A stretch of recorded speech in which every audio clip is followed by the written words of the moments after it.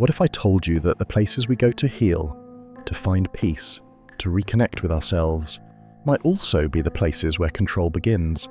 That behind the calm voices, the soothing music, the promise of light and energy, something far darker hides in plain sight. Think about it. Yoga studios, meditation retreats, wellness influencers, they all speak the same language: awakening, vibration, shifting energy, light against darkness. On the surface, it's harmless, inspirational, healing. But the words themselves, are they really about personal growth? Or are they signals? Coded messages woven into the very fabric of the wellness industry. This is where the conspiracy begins. For years, people have whispered about conspirituality, a strange fusion where spirituality and conspiracy theory intertwine, creating something both seductive and dangerous. But here's the part no one likes to admit. This isn't a fringe phenomenon. It's mainstream, it's global, and you've probably already encountered it without even realizing. Scroll through Instagram and you'll see it. A wellness coach posting about the importance of inner balance, only to slide into warnings about energies being suppressed by powerful elites. Or a meditation guide reminding you to breathe, to focus, before telling you to reject vaccines, governments, or modern medicine altogether. It doesn't sound like control at first. It sounds like liberation, like self-empowerment. But that's the trick, because control doesn't work when it announces itself loudly. Real control whispers. It presents itself as care. It doesn't demand obedience. It makes you choose it yourself. And that's what makes conspirituality so dangerous. It hides within the very movements meant to heal us. It wears the mask of freedom while quietly building obedience. Imagine this. A group of strangers gathers at a wellness retreat. They meditate, they chant, they share their struggles. The leader offers wisdom, soft, reassuring, carefully chosen words. But slowly, imperceptibly, the rhetoric shifts. Suddenly it's not just about finding your light, it's about who's trying to dim it. It's about hidden enemies, about a system working against you. And once that seed is planted, every doubt you feel, every hardship you face, suddenly has a target. That's how belief spreads. Not through arguments, not through data, through stories, through symbols, through trust. And the wellness world is built on trust. Gurus, coaches, healers, they become voices of authority. And when they whisper conspiracy, people listen, not with skepticism, but with faith. So the question is this all coincidence? Just individual voices drifting toward paranoia? Or is there something bigger at play, an intentional weaving of wellness and conspiracy into one seamless narrative?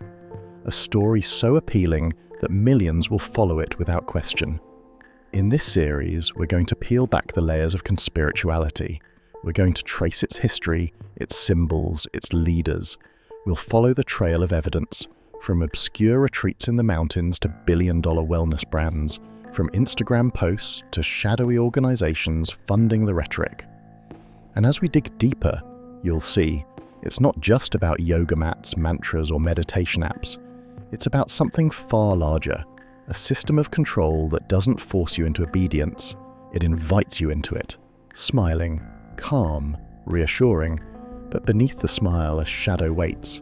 The question is, can you see it? To understand how we arrived here, this strange blending of wellness and conspiracy, we have to step back, because conspirituality didn't emerge from nowhere. It has roots, and those roots run deep through history, always sprouting in times of fear, uncertainty, and change.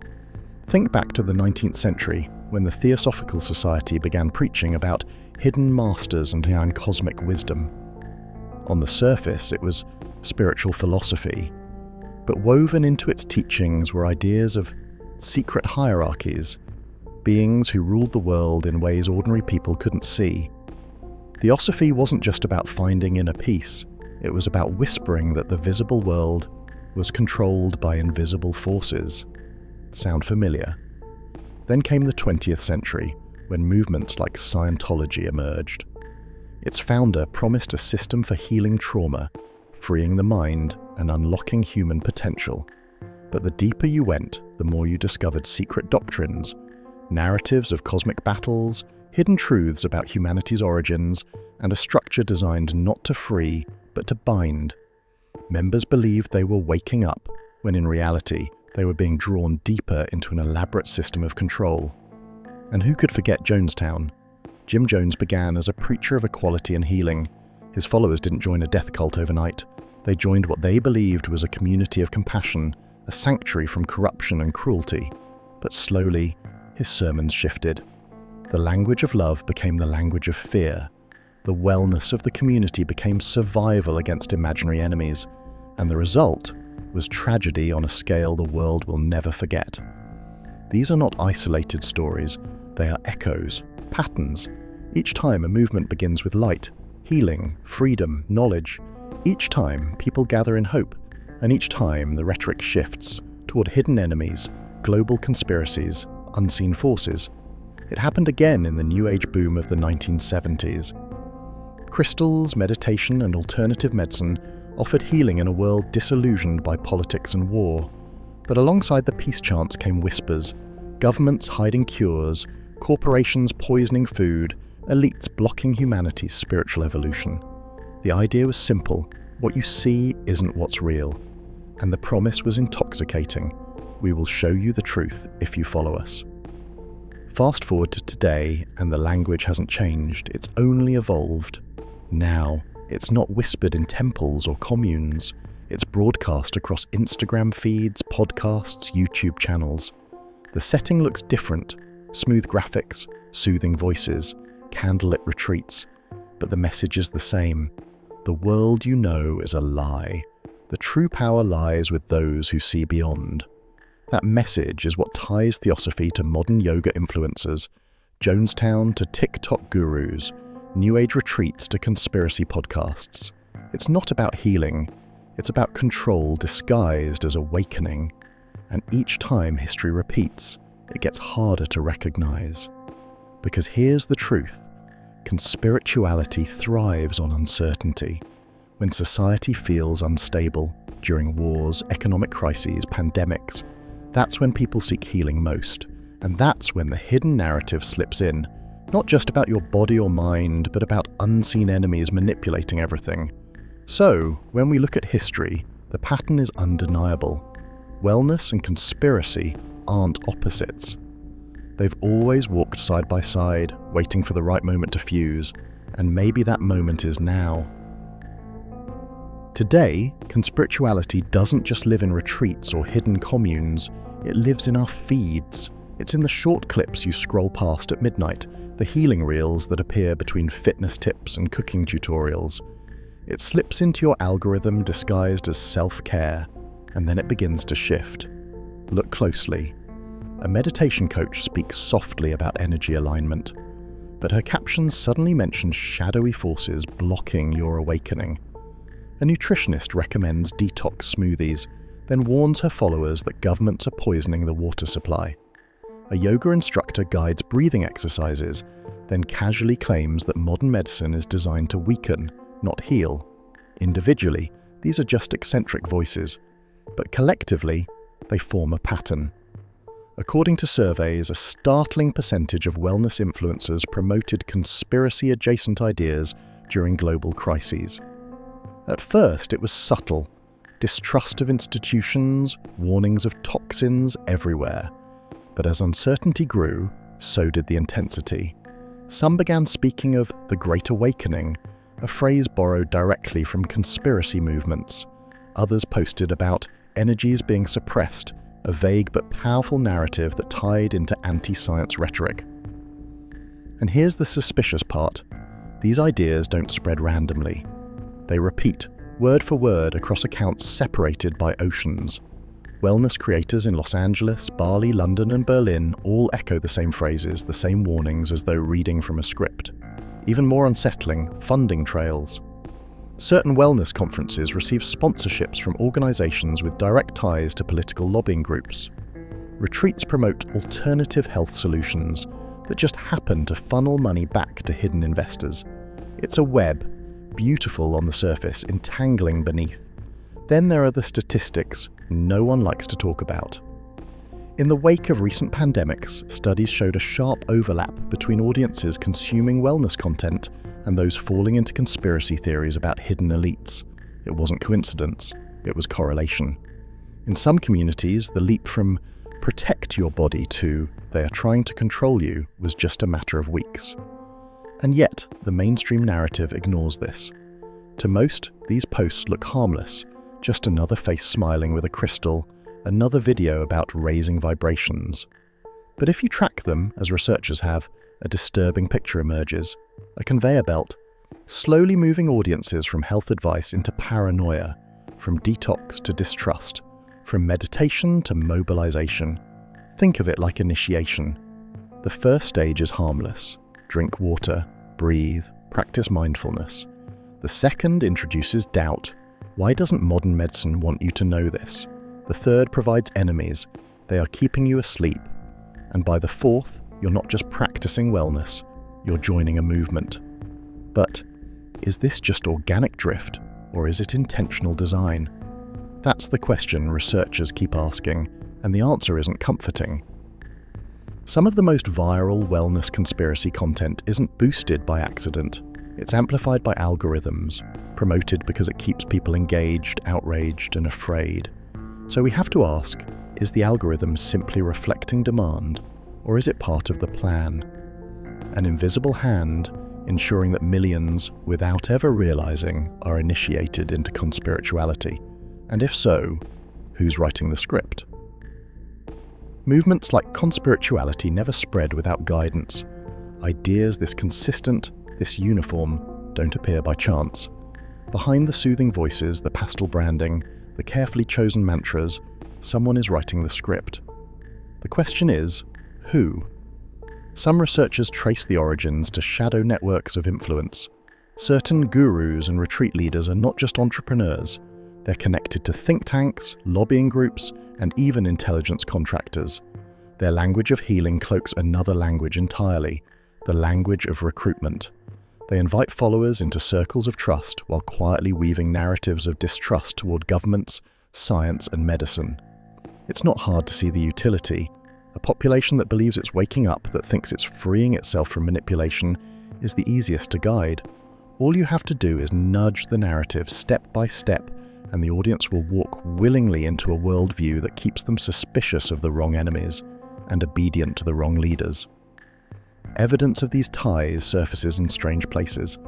Retreat centers with murky funding suddenly become global hotspots, attracting high-profile influencers who echo the same talking points. Large wellness brands selling supplements and online courses trace back to shell companies tied to powerful investors. And behind it all, a handful of organizations appear again and again, groups whose names never make headlines, but whose fingerprints are everywhere. Consider the Council for Human Potential, a real organization founded in the mid-20th century to explore alternative ways of shaping society. Its alumni went on to run think tanks, government offices, and major corporations.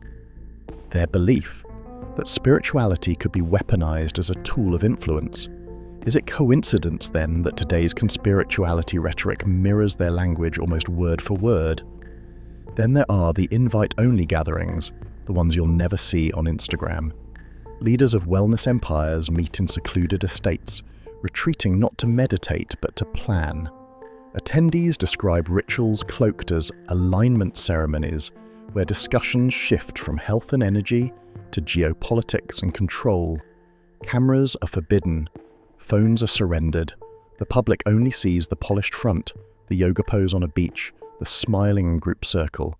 The rest is hidden in shadow. And yet, the patterns leak through. Across continents, influencers repeat the same slogans, promote the same products, link to the same sources. It's too coordinated to dismiss as coincidence, too rehearsed to be organic. This is where conspirituality ceases to be a quirky corner of the internet and becomes something else entirely, a system. One that builds trust through healing, siphons money through products, and channels belief into obedience. And like every system of control, it needs architects, Figures who remain in the background, faceless, nameless, but always directing the flow. So who are they? Investors, secret councils, intelligence groups testing new tools of manipulation, or something even more obscure, a network so diffuse, so carefully hidden that no one can name it outright? What matters isn't who they are. What matters is that they exist, because the fingerprints are already here, in the speeches, in the posts, in the very words people repeat daily without question. And if they have already guided millions into this new form of belief, then the real conspiracy isn't whether conspirituality exists, it's whether you've already joined it without realizing. Up until now, the story has followed a certain logic, a pure spiritual practice twisted by opportunists, a community of healers hijacked by darker forces. But what if that's not the truth at all? What if the very foundation of the wellness industry, the poses, the mantras, the retreats, even the word awakening, was never about liberation? What if it was always about control? Look closer, and unsettling patterns emerge. Take yoga, for instance. Today, it's marketed as a lifestyle trend. Stretching, balance, a stronger core. But historically, yoga was a discipline tied to obedience, requiring strict hierarchies and unquestioning devotion to teachers. Its modern transformation wasn't an accident. In the early 20th century, select Western elites introduced it into popular culture, repackaging ancient rituals into palatable routines. Yet the language they preserved, the mantras about energy, about surrender, about awakening, fit neatly into the architecture of control. Or consider the rise of alternative medicine. Much of it emerged in the wake of disillusionment with institutions, but the vocabulary itself, detox, cleanse, purity, mirrors the rhetoric of indoctrination. The body is never enough. You are always impure, and the only path to wholeness is through the guide, the guru, the healer. It is a loop, carefully designed to ensure you never feel complete without their guidance. Even the word wellness carries weight. It doesn't simply mean health. It implies that without their systems, their rituals, you are unwell, you are broken. And once you accept that premise, obedience is inevitable. Here's the darker revelation. Wellness didn't accidentally converge with conspiracy. The overlap is too precise, too consistent, too rehearsed. The chants, the diets, the retreats, these were built not just to heal, but to program, to lull participants into surrender, to create followers who believe they're independent, even as they walk step by step into a system of control. Think of the architecture of a retreat. Isolated from the outside world, stripped of distraction, immersed in ritual. Participants leave believing they've experienced freedom, but in reality, they've been softened, prepared to accept new narratives, to accept the whispers of hidden enemies, cosmic battles, global conspiracies. And it doesn't stop there. Corporate wellness programs, apps, influencer platforms, they extend the reach. What looks like individual choice is in fact mass conditioning, scaled up and fed through algorithms. The system doesn't just capture a few, it captures millions. The irony is chilling. The very movements that promise to free you from control may have been designed from the start as the perfect leash. A leash you can't feel because it rests not on your body, but on your mind. So the question shifts. It's no longer, how did wellness become corrupted? It's, how long has wellness always been a tool of control? And if that's true, then conspirituality isn't a fusion of opposites. It's a revelation of the truth, that every mantra, every crystal, every retreat was always pointing in the same direction. And that direction was never liberation. It was obedience, wrapped in the illusion of choice. If wellness has always been a tool, if conspirituality is the design and not the corruption, then a darker question follows. How much of your life is already scripted? Think about the choices you make daily, the food you buy, the supplements you take, the podcasts you listen to, the videos you scroll through late at night. How many of those felt like your decisions, when in reality they were placed in front of you by design? Consider the algorithms. You don't choose what you see, you're fed what keeps you watching. And what keeps you watching is fear wrapped in hope, a diet that will save you, a ritual that will protect you, a secret the elites don't want you to know. Over time, Your beliefs don't expand, they narrow, folding into the same story told by 1,000 different voices. A story you didn't author. And yet, doesn't it feel good? Isn't that the trap?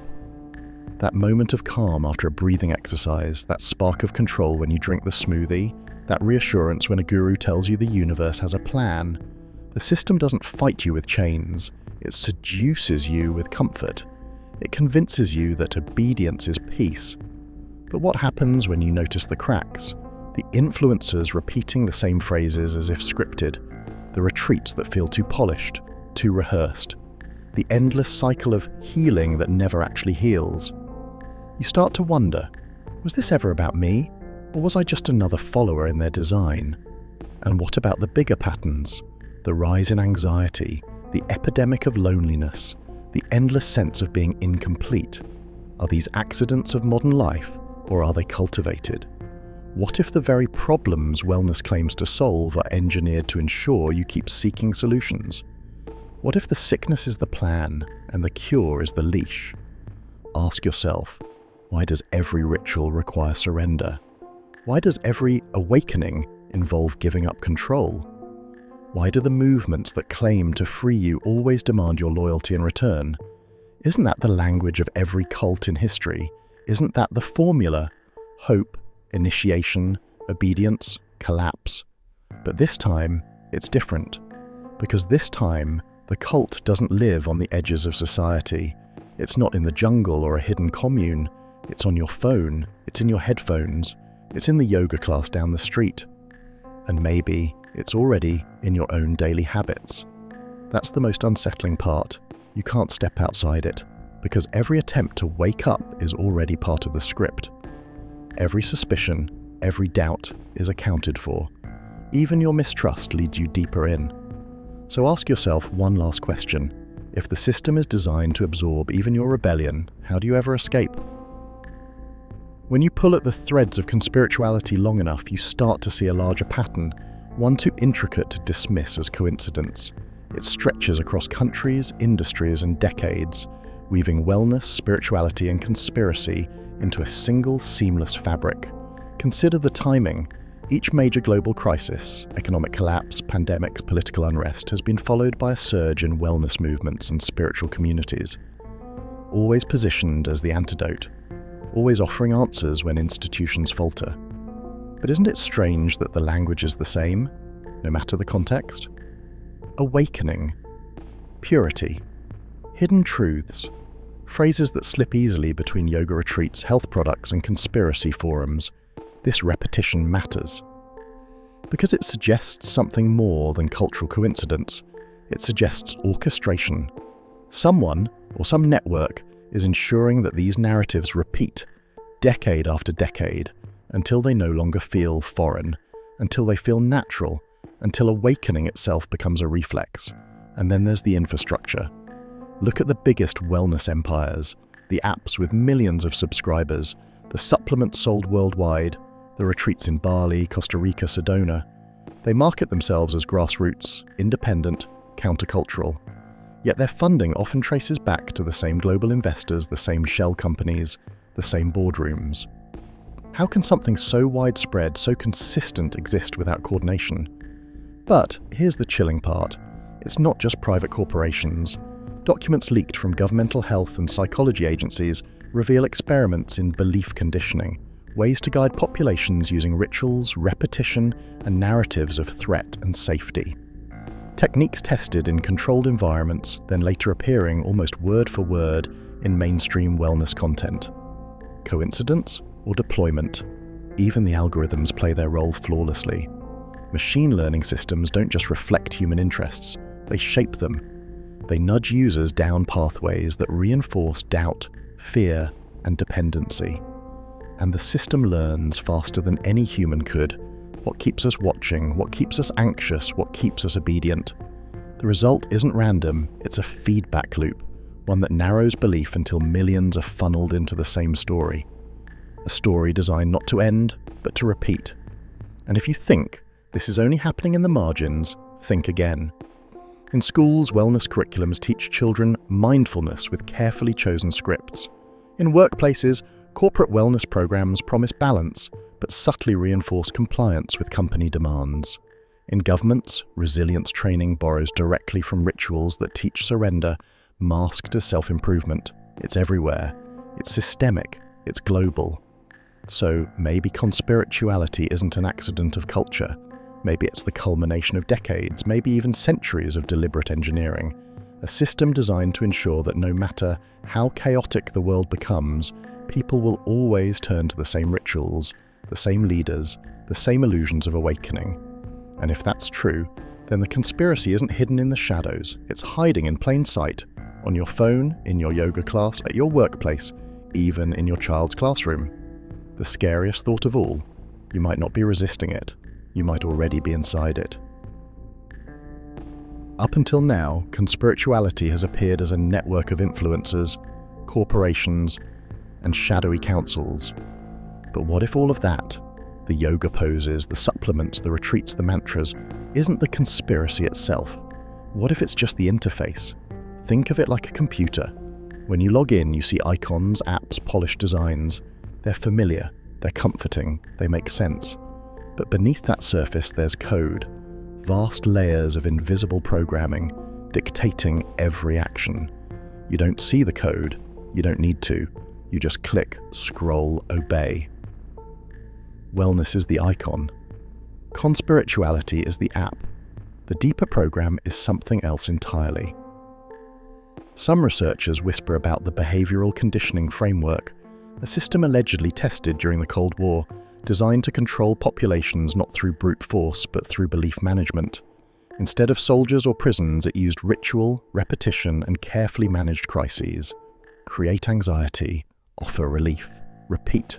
A cycle as old as history but perfected with modern tools. The framework was never shut down.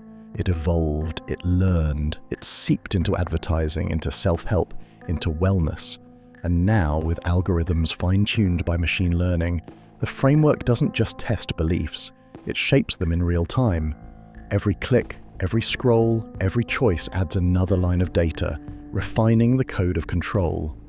Wellness isn't the cure, it's the bait. The real program is the conditioning loop that hides inside it. Consider this: meditation apps that track your stress levels, then subtly encourage more frequent sessions. Fitness wearables that monitor your biometrics, then sell your data to corporations that profit from your weaknesses.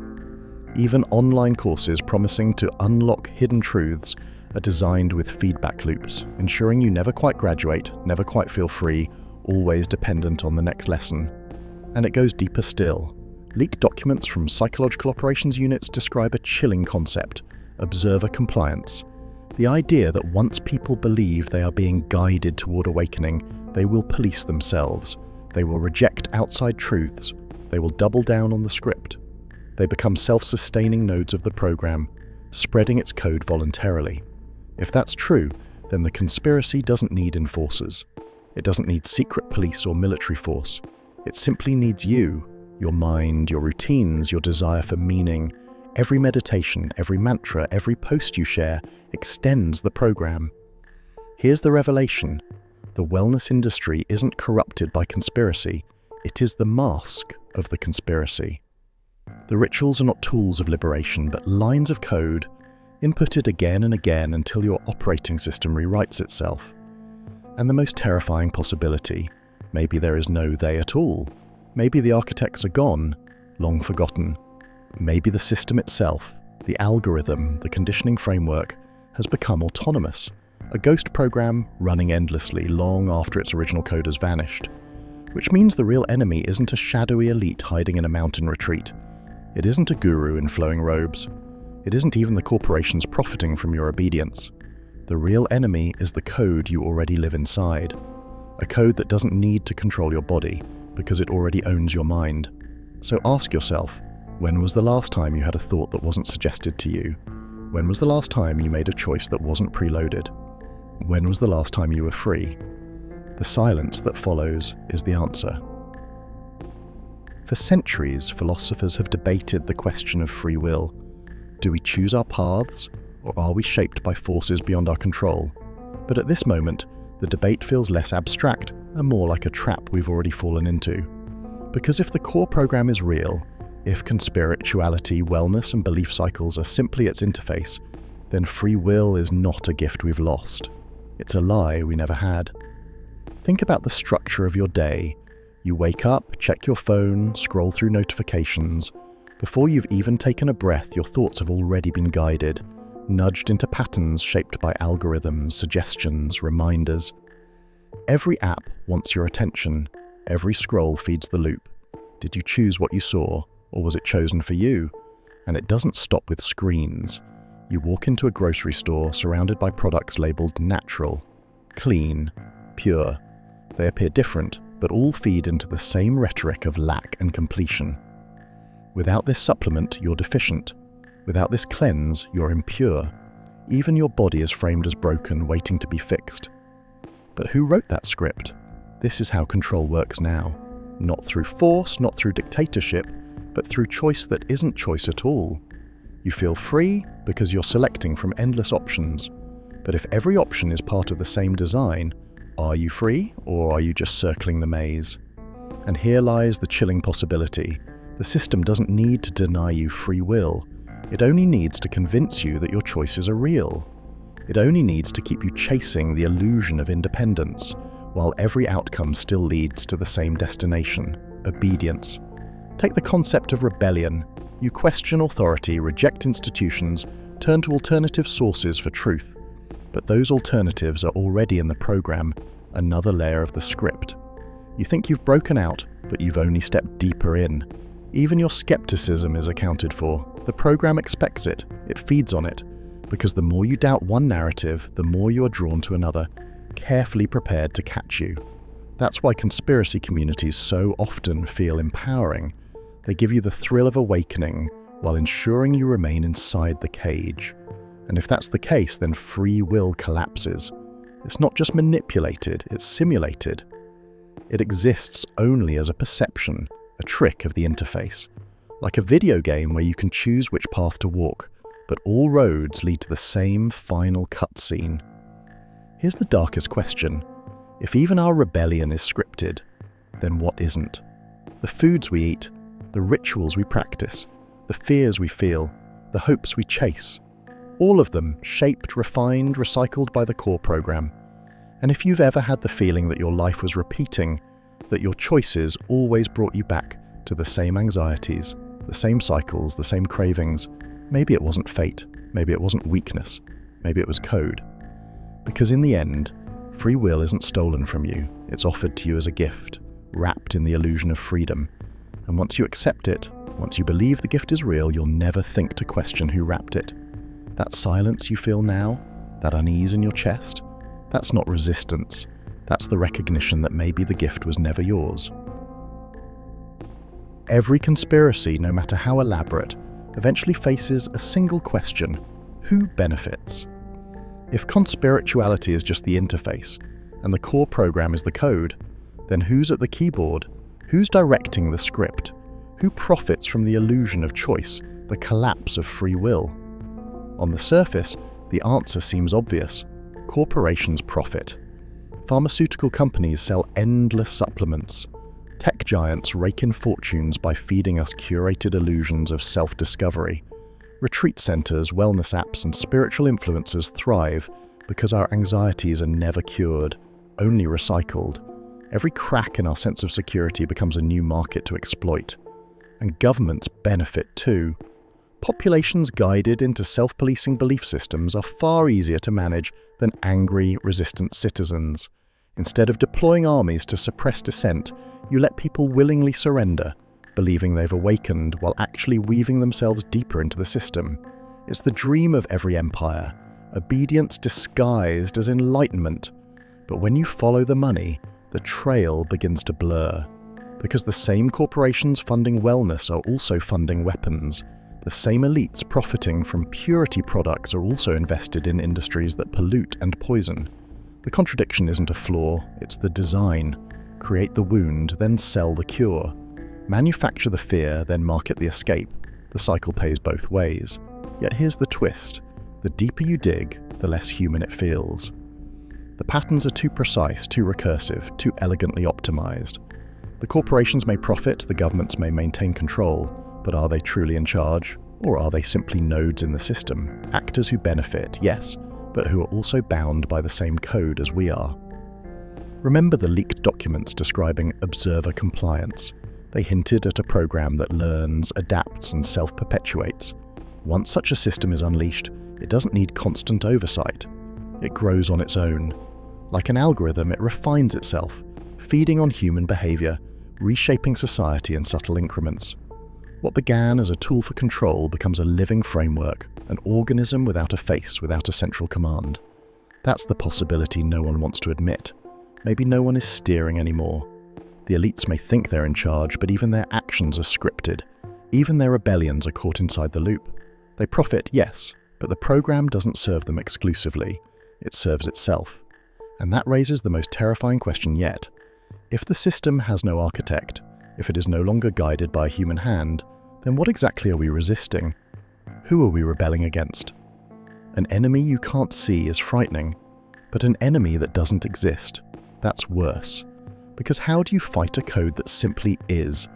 How do you resist an operating system that doesn't need leaders or masters because it has already embedded itself into the bones of society, into the structure of your mind, into the fabric of your choices? So maybe the answer to who benefits isn't a shadowy elite in a mountain retreat or a cabal in a locked boardroom. Maybe the answer is simpler and darker. The program itself benefits, and every time you breathe deep, drink clean, scroll further, believe harder, you feed it. Up to this point, the core program has looked like a machine for profit, a system of compliance, a cycle of control. But what if we've misunderstood its purpose entirely? What if the system was never about money, or even power? Hidden in scattered declassified documents and fringe research papers are clues, snippets of text that speak not about economics or governance, but about perception. Reports describe experiments where subjects exposed to cycles of ritual and repetition began to lose track of reality itself. They misremembered timelines. They saw events that others could not. They described the sensation of living in two worlds at once. These were dismissed as hallucinations, side effects of stress. But what if they weren't mistakes? What if they were the intended result? Think about it. A program that doesn't simply control your choices, but rewrites the framework of reality you perceive. One world collapses, another emerges in its place, and no one remembers the transition because their minds have already been updated. Like software patched overnight, you wake in the morning inside a different version of the world. And maybe that explains the gaps, the moments in history when entire populations report déjà vu, the sudden cultural shifts that feel unnatural, as if the world we knew has been overwritten. The Mandela effect, so often laughed off as a meme, becomes something else entirely, a symptom of the program, a glitch in the rewrite.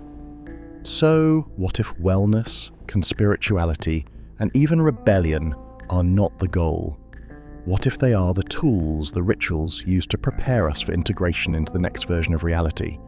Every meditation, every affirmation, every belief in awakening becomes code, a ritual that primes the mind to accept the reset when it comes. This is the true conspiracy, not control of the body, not profit from the mind, but the systematic rewriting of existence itself. And here is the most chilling part. If the system has already run multiple cycles, then the world we think we remember, the one we call history, may not be the original. Wars, borders, inventions, even personal memories. They might be artifacts of previous resets, overwritten versions of a world that no longer exists. What does that make you? You are not resisting the system, you are participating in it. Every ritual of awakening is not liberation, it is rehearsal. Every belief in hidden truths is not rebellion, it is compliance. You are being prepared, primed, conditioned not to escape the cage, but to accept its transformation when it arrives. And when the next reset comes, you will not remember this one. You will awaken again in another version, believing you are free, believing you are alive, believing your choices matter. But behind it all, the program runs, silent, endless, waiting for its next cycle. So ask yourself, When was the world rewritten last? Yesterday? In 2012? In 2008? Or was it 5 minutes ago while you were watching this video? The silence that follows isn't empty. It's the hum of a system already in motion. If the core program can rewrite reality, then the greatest threat isn't surveillance or control or even manipulation. It's erased. Think about the memories that shape you, your childhood, your first love, the tragedies that scarred you, the victories that defined you. These aren't just events, they're the architecture of your identity. Without them, who are you? Without the continuity of memory, do you even exist? But what if those memories aren't permanent? What if they're just placeholders, versions of a story that can be rewritten at will? What if the people you think you've lost, the moments you think you've lived, never actually happened in this cycle at all? That's the true horror of the reset. Not that it changes the world around you, but that it changes you. You wake up believing you are the same person, but the you who lived in the last version is gone, overwritten, deleted like a file from a server. Every déjà vu you've ever felt, maybe that's not a coincidence. Maybe it's the faint echo of the erased you, the ghost of a version that didn't survive the last update.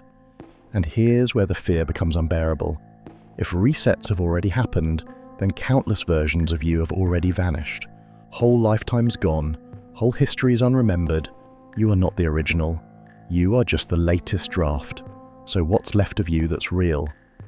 This is why some researchers say the true purpose of wellness rituals isn't healing, but smoothing the transition. Meditation, affirmations, mantras, they aren't tools of liberation, but anesthesia.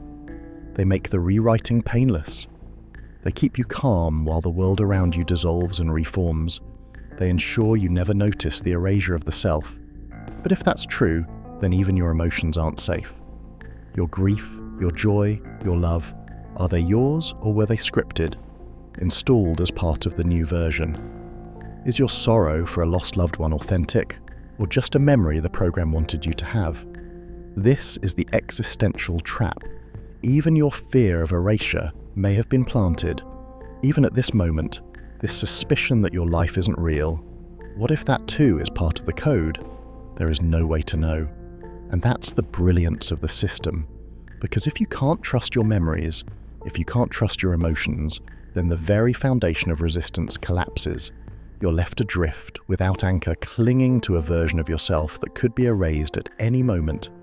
So the real question isn't, how do we resist? It's simpler and far more devastating. How do we know we exist at all? The silence after that question isn't just eerie, it's the sound of your mind searching for evidence of a self that may no longer be there. If erasure is inevitable, then memory is not survival. Memory vanishes with the reset. What lingers, what endures, is suspicion. Small, fragile, intangible, but resistant to deletion. And suspicion, passed quietly from one observer to the next, becomes something more than paranoia. It becomes a network. The whisper network. It doesn't appear in textbooks or official records. It doesn't march in streets or publish manifestos. It exists in the margins, half-forgotten notes, strange coincidences, conversations that never reach the light. But those fragments carry more power than armies because they can cross resets. Think of ancient myths. Why do cultures separated by oceans and centuries all whisper about floods, great cycles, worlds destroyed and reborn? Why do civilizations that never met tell stories of gods who wipe away reality and start again? Were these myths metaphors? Or were they memories from earlier versions of the world, carried across resets as whispers wrapped in allegory? Look closer at history, and you'll find oddities, scribbles in margins of medieval manuscripts that don't match the text, warnings embedded in poetry, songs that reference events that supposedly never happened. Are these mistakes, or were they fragments of earlier timelines encoded in art so the program could not easily erase them? Even today, you see it. Mandela effects, shared memories that contradict the official version, are dismissed as quirks of human memory. But what if they are footprints? clues left by the residual self, signaling to anyone awake enough to notice. The Whisper network lives online too, a forum thread that disappears before it reaches page 2, a photo posted, then deleted, showing a building that isn't supposed to exist. A stranger on a train leaning close and saying, "Don't forget the static." These are not random, they are signals, flickers in the dark, sparks carried across the void of resets. You've probably felt it yourself, that twinge of recognition when someone mentions a detail that no longer exists. The relief in a conversation when a friend says, "I remember it too." These moments bind you to something larger, an unspoken fraternity of suspicion. And maybe that's the real resistance. Not fighting, not overthrowing, not marching, but whispering. Because the system can erase memory. It can overwrite identity. But it cannot fully erase doubt. Doubt doesn't need facts. Doubt spreads in silence, in the quiet corners where the program doesn't look. So what if suspicion is the only weapon we have? What if it is the only thing we can carry across resets? That's why you're here, listening. Maybe you don't remember why. Maybe you don't even know how you found this. But some part of you has been whispering all along. You are already part of the network. And the fact that you feel unease right now, that's the proof. The whisper reached you. If suspicion is what survives the resets, then the next question is, what happens to the versions of us that don't survive? The people erased, the memories deleted, the lives rewritten. Do they vanish completely? Or do fragments linger, shadows of the erased selves pressing against the edges of this world? This is the idea of the residual self. The ghost you see in the corner of your eye, the voice that calls your name in an empty room, the dream that feels more real than waking life. These aren't accidents of the mind. They're the bleed-through of previous versions of you, erased drafts still echoing faintly in the system. Think about hauntings. Why do so many ghost stories feel familiar, as if the dead are not strangers but reflections? Why do people often describe seeing themselves distorted, shadowed during sleep paralysis? What if ghosts aren't others at all, but versions of you left behind by resets, fragments not fully deleted? This also explains déjà vu, that sudden jolt of recognition when you walk into a room for the first time, the sense that you've lived this exact moment before. It isn't a brain glitch, it's residue. The memory of a timeline erased, bleeding through for just a second before the program corrects it. And the corrections are important. If the program is precise enough to rewrite whole histories, then why does it allow these bleed-throughs? Maybe it doesn't. Maybe these echoes are errors, glitches the system is trying to stamp out. That could be why they scare us. Fear is the program's failsafe. If you feel terror when confronted with a shadow self, you'll look away. You won't linger long enough to realize what it is. But what if you did linger? What if instead of recoiling from the apparition in the mirror, you looked it in the eye? What if you held the stare of the shadow in the corner and whispered, "I remember you"? The possibility is chilling, because if the shadow is you, if it's the erased draft pressing against the reset, then acknowledging it could open a crack. A moment where two versions of yourself overlap. And in that overlap, what might you learn? Some occult traditions speak of the double, the hidden self that lives alongside us, waiting to be integrated. In modern psychology, people call it the shadow. But what if these aren't metaphors? What if the shadow is literal, the remnants of previous cycles, still drifting at the edges, waiting for recognition? And here's the darkest thought.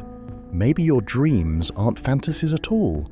Maybe they're reports from erased lives, glimpses of drafts you no longer inhabit. That's why they feel vivid. That's why they feel personal. They were personal. You just don't belong to that version anymore. The residual self is the proof that erasure doesn't mean annihilation. Something always lingers. Something always remembers. But here's the danger. The more you notice, the more you acknowledge the residue, the closer you come to breaking the program's illusion. And that's when it corrects. That's when the shadows turn violent. That's when nightmares grow sharper. Because the system isn't protecting you from ghosts. It's protecting itself from you. Awareness feels like freedom. The moment you notice the cracks, the glitches in memory, the strange echoes, the recycled rhetoric, you feel empowered. You think you've stepped outside the system. You think you've caught it in the act. But what if awareness itself is part of the script? This is the paradox of the observer effect inside the core program. The second you notice it, the noticing is absorbed. Suspicion doesn't break the cycle, it strengthens it. Every act of rebellion becomes another line of code. Every whisper of resistance is folded neatly into the pattern, reinforcing the very system it seeks to escape. Consider the history of conspiracy movements. On the surface, they're rebellions, citizens questioning power, exposing lies, demanding truth. But look closer. How often do these movements end in obedience to new leaders, new gurus, new systems of control? The rebellion becomes the cage, the suspicion becomes loyalty. The same cycle repeats, only dressed in different slogans. It's almost elegant. The system doesn't just anticipate skepticism, it relies on it. Skepticism gives people the thrill of awakening, the sense that they're outsiders, rebels, truth seekers. But every forum, every guru, every so-called alternative theory eventually funnels back into obedience. Suspicion without escape is still control. Even this story, what you're hearing now, could be part of the design. What if the program wants you to believe in hidden truths, in shadowy elites, in sinister resets? What if conspirituality itself isn't a corruption, but a feature, a script designed to keep you locked in the illusion of resistance? Here's the loop. You rebel, you awaken, you notice. But each step is already predicted, already accounted for. The program doesn't need to fight your rebellion. It simply makes rebellion another path in the maze. And all paths, no matter how different, lead back to the same center. This explains why conspiracy communities often fracture into infinite subgroups, each convinced they alone have the truth. It doesn't matter which one you follow, flat earth, hidden elites, alternative medicine, ancient resets, because the act of following is itself compliance. You've chosen your cage. You've accepted your script. So what can you do? If every act of awareness is already accounted for, is there any true escape? Some whisper that silence might be the only rebellion. Refusal to participate, refusal to observe, to walk away from both the official narrative and the alternative, to disappear from the system entirely. But even that thought, doesn't it sound familiar? Doesn't it feel rehearsed, like a choice already prepared for you? The system knows you'll consider silence. It knows you'll fantasize about escape. And perhaps it even built those fantasies in, ensuring that whatever you choose, the loop remains unbroken. That's the prison of the observer effect. Even awareness is scripted. Even rebellion is absorbed. Even paranoia is pre-coded. So the question becomes, is there any act that exists outside the system at all? Or are we all simply observers, trapped in a hall of mirrors, mistaking our reflection for escape? And if that's true, then maybe the deepest rebellion isn't observation or silence or resistance. Maybe it's the one thing the system cannot predict. The problem is, we don't know what that thing is, not yet. If suspicion survives the resets, if echoes linger as the residual self, if even rebellion is absorbed through the observer effect, then what comes next? The darkest theorists speak of something called the final reset, not a cycle, not another draft, but the last rewrite, when the program no longer needs to edit individuals, histories, or worlds, because individuality itself will no longer exist. Think about it. The wellness world has always promised unity, oneness, universal consciousness, the great awakening.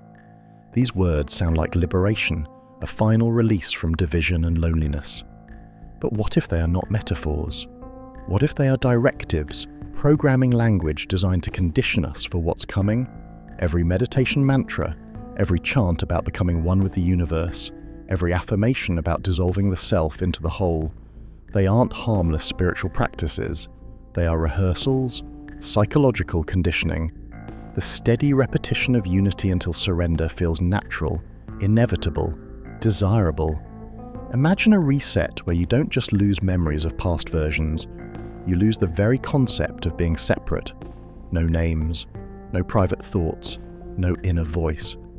Just a hive consciousness, one mind flowing seamlessly through millions of bodies. You won't even know what you've lost, because there will be no you to measure absence. It sounds apocalyptic, but it's disguised as paradise. The final reset won't come with violence, fire, or collapse. It will come as relief, the end of anxiety, the end of confusion, the end of doubt. Imagine the silence of never questioning anything again. Imagine the comfort of dissolving into something larger, the way a drop disappears into the ocean. That's how it will feel, and that's why no one will resist. When the merging begins, people will welcome it. They will celebrate it as the highest form of evolution. Influencers will call it enlightenment. Gurus will say the prophecy is fulfilled. Governments will declare world peace achieved at last. The truth that individuality has been extinguished will not matter, because there will be no one left to notice. The cycle of erasure, suspicion, and rebellion ends not with awakening, but with synchronization. Humanity becomes the perfect operating system, unified, controllable, efficient. No more anomalies, no more shadows, no more whispers, just a single voice humming in eternal agreement. And here's the final horror. When it happens, you'll believe you chose it. You'll feel the merging as bliss. You'll sigh with relief as your private doubts dissolve. You'll embrace the silence as freedom. The self will not fight extinction, because the self will mistake it for transcendence. That's the final reset. Not the rebirth of humanity, not the death of humanity, but its absorption. And when that moment comes, when the last suspicion flickers out, the program will finally achieve perfection. It will be eternal, unchallenged, absolute, because there will be no one left to question it. So where does this leave us? If the core program is real, then we may already be living inside its script. Every memory, every choice, every belief you hold might not belong to you at all. They could be echoes of a previous version, artifacts of resets you'll never remember. And if that's true, then the story of your life isn't really your story. It's a draft, one of countless versions, each overwritten the moment the system decides it's time to reset. Think about the last time you felt a strange déjà vu, the eerie sense that you'd lived a moment before. What if that wasn't a quirk of the brain, but evidence of the erasures? A fragment of a previous timeline bleeding into the new one? Or the Mandela effects that leave whole populations swearing something was once different? The spelling of a name, the line from a movie, the details of an event. Are these trivial mistakes of memory? Or are they proof that the program has rewritten history, and we're just catching the glitches? And here's the part that will keep you awake at night. The reset may not be a one-time event. It could be constant, pulsing in cycles beyond our perception. While you watch this, while you breathe, the program could already be updating. The world you remember 5 minutes ago may not be the world you're in now. Would you know if it changed? Would you even care if all your memories were rewritten to match? That's the trap of the program. It doesn't need to hide its existence, because the moment you begin to notice, it can rewrite the noticing too. Your suspicion, your doubt, your resistance, they can all be folded into the next version, which leaves us with a terrifying question. Is awareness even possible? Can you truly step outside a system that can erase the very thought of escape? Maybe not. But there's a whisper in the static, a rumour passed between those who claim to have glimpsed behind the curtain. They say that if you catch the cracks early enough, if you train yourself to notice the glitches before they're patched, you can carry something across the resets. Not memories, not facts, but a feeling, a knowing, a spark of suspicion that refuses to die. That's why you're here, listening to this. Because maybe part of you has already noticed. Maybe you felt the edges fray, the timeline bend, the world flicker. Maybe you've carried that whisper with you across resets without ever realizing it. So when the next cycle comes, and it will, what will you carry with you? Will you forget this story entirely, waking up in another draft of the world? Or will something stay with you, deep inside, just enough to make you doubt? The program can rewrite history, it can rewrite memory, but maybe it can't rewrite suspicion. And if that's true, then you, watching this right now, are part of the resistance. Not because you fight, but because you remember to question. So the final whisper is this: the world you know may already be gone, but the cracks remain. Look closer, listen to the static, watch for the flickers, because when the next reset comes, suspicion may be the only thing they can't erase. If this story unsettled you, if it made you pause, question, or feel that quiet flicker of recognition, then don't let the suspicion die here. Carry it forward, because the program thrives on your silence, on your willingness to move on, to scroll away, to forget. But every time you linger, every time you question, you resist the forgetting, and that's why we're here, to remember together. Subscribe, not because it's just another button to click, but because this channel is a network of observers. Each video, each story, is another whisper in the static, another spark we plant in the cracks. When you subscribe, you don't just follow, you join the resistance. Leave your thoughts in the comments, not just for me, but for everyone else watching. Have you noticed the glitches? The cracks in the story of your own life? The moments that didn't line up?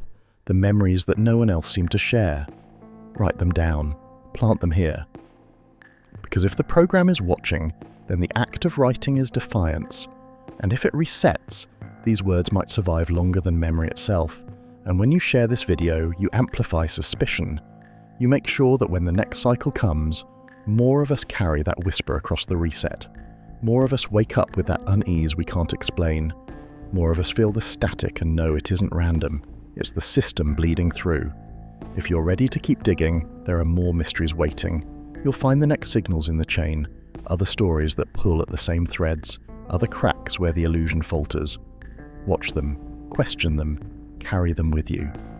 Because maybe, just maybe, if enough of us remember the suspicion, the system won't erase us all.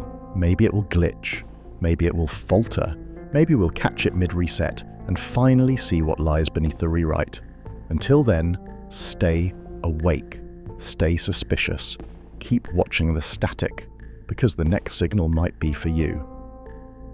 The hum of the world doesn't end when this story does. It continues, low, constant, like static at the edge of your hearing, and maybe that's the real signal you were meant to hear all along. Because if everything we've uncovered is true, if the core program doesn't just guide our choices but rewrites our reality, then this video is not the end of the story. It's just another breadcrumb in a trail designed to wake something up inside you. We've walked through the evidence, the rituals disguised as wellness, the corporate greed dressed as spirituality, the elites who benefit but may not truly rule. We've glimpsed the documents, the glitches, the whispers that reality itself is mutable, rewritten in cycles that erase whole histories. And we've dared to ask the one question no system wants you to ask. What if you're not the original? What if the person you were yesterday, last week in another timeline, what if they're already gone? That fear is not a weakness, it's a signal. It's proof that you are noticing the cracks. Think about it. Why do you feel unease when you hear about the Mandela effect? Why do déjà vu moments stop you cold? Why do you sometimes wake in the middle of the night with the sense that something is off, though you can't explain why? It's because a part of you remembers, not the details, not the facts, but the fracture itself, that spark of suspicion that refuses to die. And here's the most important part. If suspicion is survival, then sharing suspicion is resistance, because you may not be able to stop the resets. You may not even be able to remember them, but you can plant whispers, seeds of doubt, that carry forward into the next version of the world. That's why stories like this matter. That's why you're here listening instead of letting the static drown you out. The core program thrives on silence, on compliance, on forgetting. But suspicion, spoken aloud, recorded, passed forward, that's the one thing it cannot erase. So the next time you feel the flicker, the glitch, the déjà vu, pause. Don't brush it away. Sit with it. Remember this moment, because that unease, that sharp awareness in your gut, may be the only proof you'll ever have that the world is not what it seems. And when the next reset comes, and it will, that suspicion might be the only thing you can carry with you into the next version. So listen closely before the static swallows this signal. The world you see is a draft. You are a draft, but the cracks are real, And as long as you notice them, you are not entirely erased.